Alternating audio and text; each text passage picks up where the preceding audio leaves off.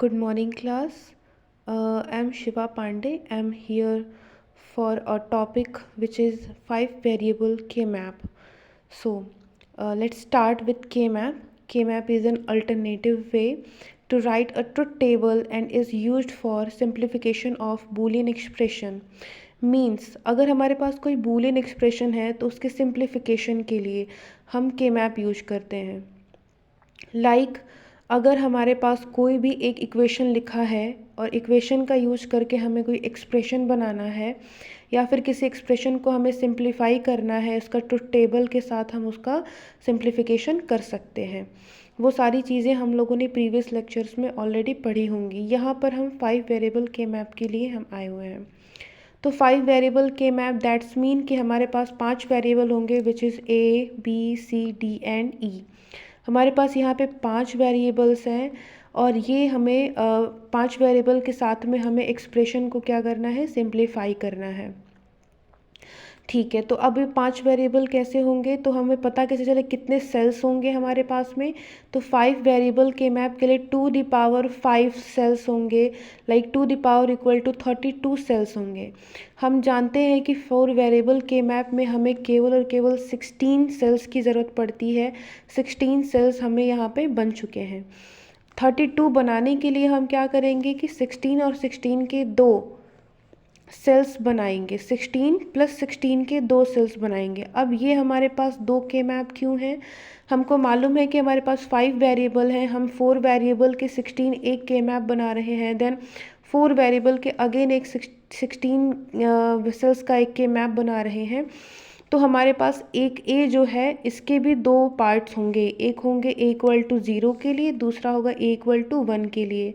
और एक्सप्रेशन कैसे लिखेंगे, अगर A=0 वाले सेल्स में अगर कोई भी वेरिएबल आता है, कोई भी नंबर आता है, या फिर हम SOP लिखें या फिर POS लिखें, तो वहाँ पे हर एक इक्वेशन में हम A bar A bar A bar include करते जाएंगे। तो इन शॉर्ट मेरा ये कहना है कि 5 वेरिएबल के मैप के लिए हम 32 सेल्स बनाएंगे। 16 सेल्स A=0 के लिए होगा, देन 16 सेल्स A=1 के लिए होगा। और हम जानते हैं कि यहाँ पर जो भी नंबर्स लिखे हैं या फिर इक्वेशंस लिखे हैं ये ग्रे कोड को फॉलो करते हैं। ग्रे कोड का मतलब ये है कि हर एक नंबर के बीच में 1 यूनिट का ही डिफरेंस होना चाहिए, लाइक 0 0 0 1 में केवल 1 यूनिट का डिफरेंस है 0 और 1 का। 0 0 हमारा सेम है। हमको मालूम है कि यहाँ पर जो नंबर्स या फिर एक्सप्रेशन लिखे गए हैं ये ग्रे कोड को फॉलो करते हैं। चलिए, हमारे पास एक इक्वेशन है B। अगर हमारे पास कोई फंक्शन है जिसमें 5 वेरिएबल है, यहाँ पर फंक्शन लिखा हुआ है A, B, C, D, E के लिए, जिसमें समीशन लिखा हुआ है, मतलब ये कि हमको निकालना है SOP। तो SOP निकालने के लिए हमारे पास जो नंबर्स हैं 0 समीशन 0 1 5 7 30 एंड 31। इसका मतलब ये हो गया कि यहाँ पर जितने भी सेल्स हैं इनका अपना एक एड्रेस है। हम कह सकते हैं कि एक एड्रेस है, जैसे ये एड्रेस 0 1 2 3, क्योंकि ये ग्रे कोड को फॉलो कर रहा है इसलिए कंटिन्यू नहीं आगे बढ़ रहा। 0 1 उसके बाद से 3 एंड देन 2 है। क्यों?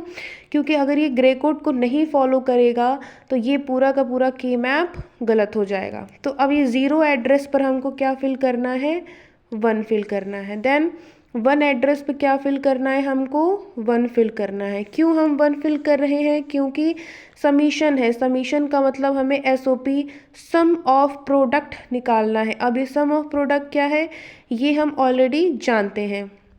देन लिखा है 5 वाले एड्रेस पे हम एक 1 फिल करेंगे एंड देन 7 वाले एड्रेस पे हम एक 1 फिल कर लेंगे एंड देन उसके बाद से 30 एंड 31। 30 एड्रेस पे हम एक 1 फिल कर लेंगे एंड देन 31 एड्रेस पे हम एक 1 फिल कर लेंगे।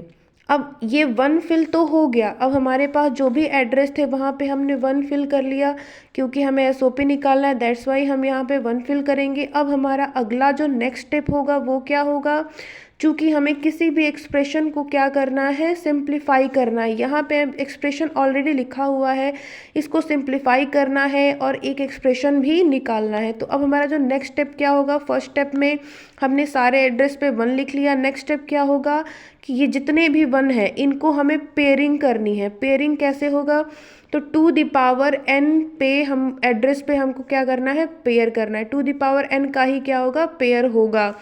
तो यहाँ पे टू द पावर n, यहाँ पर देखेंगे तो हमारे जो पेयर हो सकता है वो 2 का हो सकता है, 4 का हो सकता है, 8 का हो सकता है। यहाँ पे 4 का पेयर नहीं बनेगा, तो हम 2 का पेयर बनाएंगे। तो फर्स्ट पेयर एंड देन यहाँ पे हो चुका है सेकेंड पेयर। यहाँ पर भी हमारे पास एक पेयर और हमें दिख रहा है जो हम यहाँ पे पेयर कर लेंगे। अब ये हो सकता है कि एक पेयर हम यहाँ भी बना सकते हैं, लेकिन उसकी ज़रूरत हमें नहीं दिखाई दे रही है। क्यों? क्योंकि ऑलरेडी यहाँ पे जितने भी 1 हैं वो किसी न किसी पेयर में शामिल हैं। अगर कोई भी 1 किसी न किसी पेयर में शामिल है तो उसको फिर हम पेयर में नहीं लेंगे। ठीक है, ये हम कोशिश करेंगे। अगर यहाँ पर एक और 1 होता देन हम एक क्वार्टर बना देते, एक जो पेयर बनता वो क्वार्टर का पेयर बन जाता और एक्सप्रेशन और शॉर्ट हो जाते। अब एक्सप्रेशन कैसे लिखेंगे? तो एक्सप्रेशन लिखना बहुत ही ज़्यादा आसान है।